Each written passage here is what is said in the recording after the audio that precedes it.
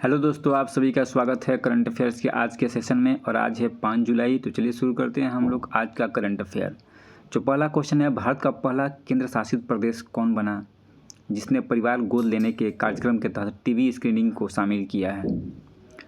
तो दोस्तों, ये पुडुचेरी जिसने पहला केंद्र शासित का स्थान हासिल किया है, जिसने परिवार गोद लेने के कार्यक्रम के तहत टीवी स्क्रीनिंग को ये शामिल कर लिया है।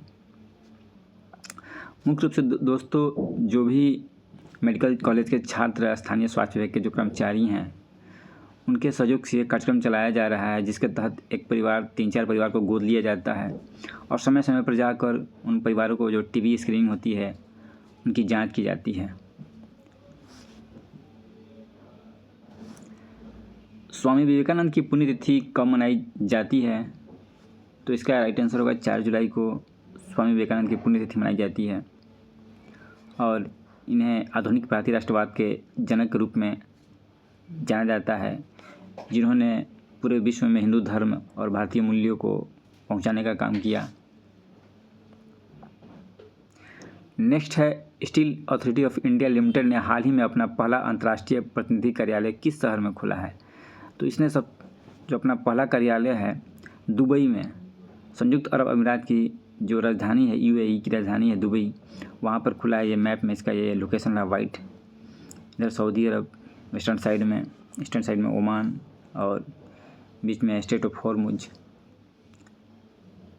तो दुबई में स्टील अथॉरिटी ऑफ इंडिया ने जो अपना पहला कार्यालय खोला है, और इसकी स्थापना दोस्तों 1973 में की गई थी। ये एक महारत्न कंपनी है जो इस्पात संबंधित जो है चीज़ों को देखती है, और इसका भारत में कई जगह क्षेत्रीय कार्यालय भी है।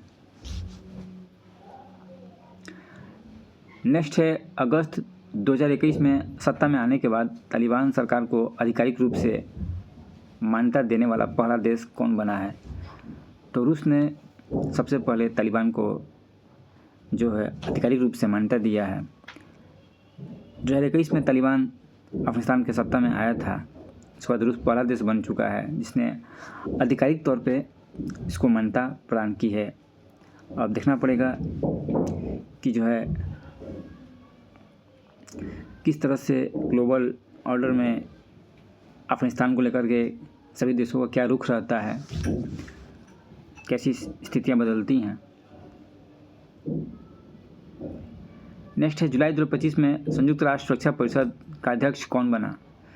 दोस्तों, पाकिस्तान जुलाई के लिए यूएन सिक्योरिटी काउंसिल का अध्यक्ष बना है, और जो सदस्य देश हैं वो हर एक महीने चेंज होते रहते हैं। हर एक महीने एक दूसरा अध्यक्ष बनता है।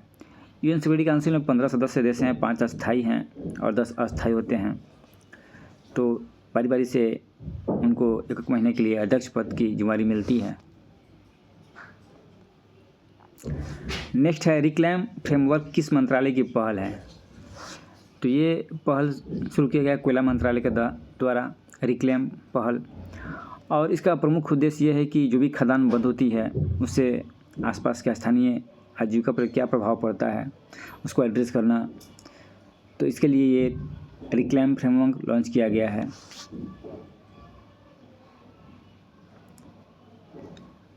नेक्स्ट है, किस संस्था ने वित्तीय धोखाधड़ी जोखिम संकेतक लॉन्च किया है? तो वित्तीय धोखाधड़ी जोखिम संकेतक FRI लॉन्च किया गया है RBI के द्वारा, भारतीय रिजर्व बैंक के द्वारा। और इस योजना का उद्देश्य यह है कि जो वित्तीय लेन देन या बैंकों में भुगतान, उससे संबंधित जो वित्तीय धोखाधड़ी होती है, फाइनेंशियल रिस्क होता है, उसको एड्रेस करना। और इसके लिए जो मोबाइल नंबर बहुत अधिक, मध्यम या हाई उच्च वित्तीय धोखाधड़ी के रूप में उसको चिन्हित किया जाता है और उस पर कार्रवाई की जाती है। तो एक तरह से यह बैंकों और गैर बैंकिंग वित्तीय कंपनियां हैं, उनकी यूनिफाइड पेमेंट इंटरफेस प्रदाताओं को, ग्राहकों को सुरक्षा देने में मदद करता है। नेक्स्ट है, हाल ही में पारित वन बिग ब्यूटीफुल कानून किस देश में अप्रवासियों पर सख्ती बढ़ाने और कर एवं खर्च में कटौती करने को लेकर चर्चा में है? तो दोस्तों, ये अमेरिका में ये जो है विधेयक पारित किया गया है, वन बिग ब्यूटीफुल कानून। और जो वहाँ की संसद है, कांग्रेस की निचली सदन हाउस ऑफ रिप्रेजेंटेटिव में गुरुवार को राष्ट्रपति डोनाल्ड ट्रंप के द्वारा इस विधेयक को पास कर दिया गया और इसके विधेयक के पक्ष में 218 मत, जबकि विरोध में 214 लोगों ने वोट डाला।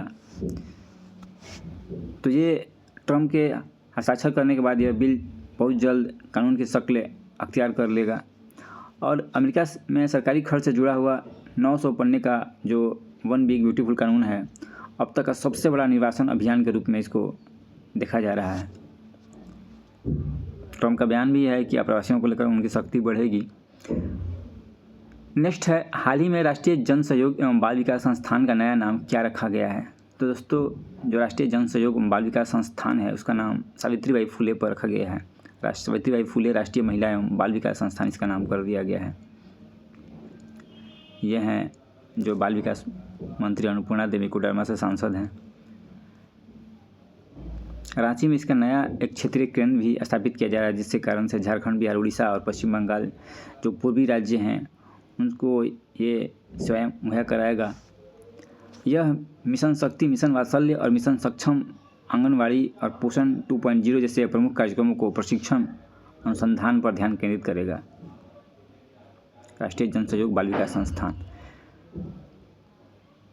बिहार से देखते हैं, हाल ही में बिहार किस शहर ने मेनहोल की मरम्मत के लिए मेनहोल एम्बुलेंस सेवा शुरू करने की पहल की है। तो दोस्तों, ये पटना नगर निगम द्वारा शुरू किया गया है। पटना में जो भी मेन होल टूटे फूटे रहते हैं उनकी मरम्मत के लिए मेन होल एम्बुलेंस सेवा शुरू की जा रही है, जो तब जाकर के कार्रवाई करेगा, उनको सुधारेगा, ठीक करेगा।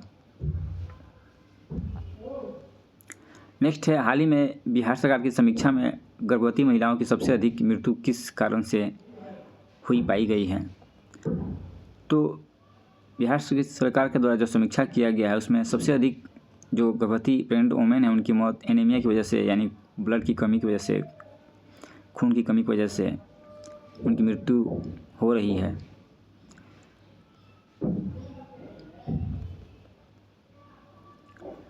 तो दोस्तों, आज के कंटेंट में इतना ही था। Thank you.